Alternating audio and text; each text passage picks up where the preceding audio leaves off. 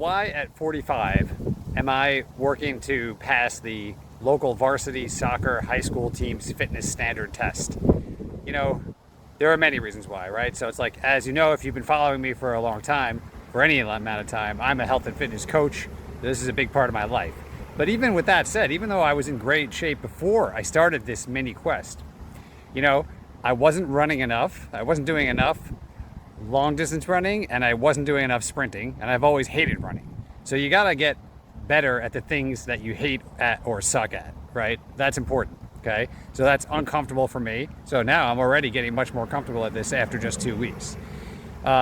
Two, it's kind of like a little bit of a serendipity thing, like everything has its time, right? So I've heard about this test before. I've always wondered if I could do it, but now as my kids are in the age of high school and they're actually having to pass these kinds of tests, and I love training with my kids as well, like that all kind of brought it together, aligned with a couple of other things like just reading and thinking more. So it's been kind of, germinating and gestating in my mind that this is something that I should be doing more of. But we all know that we should be doing more of lots of things, but we often don't do them. And for many years, I knew I should be sprinting more, and I just wasn't doing it. But now the time felt right, and so now I took action on it, okay? And, I think the better question is, why is it important? Now, it doesn't matter if you do something specific like this, but what does matter is that you take care of your heart. And when you train at high intensity heart rate zones for short periods of time, that is super important for your longevity.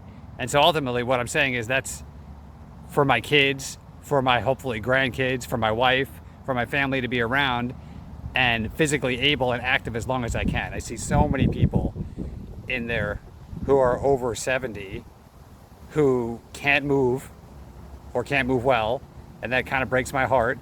And I also see that at people in their 60s and 50s and sometimes 40s. And so, now is the time, whether you do something like this or not, now is the time to prevent that from happening. And so it could just be walking. It doesn't have to be sprinting and running up and down in the 92-degree heat like a madman with cones in Florida just to pass this test. It doesn't have to be that, although something like that can be a good goal if that helps you get motivated. But your goal could be, I don't know, I just want to finish a mile in under 10 minutes, at something better than a jog. And maybe you're only at a 12 or 13 minute kind of walking type of pace right now. But even if you're 45 or 55, you can do a 10-minute mile. Now, if you have some injuries or other limitations, then you can set a different kind of goal. But there's always something you can do to maintain and improve your mobility, okay?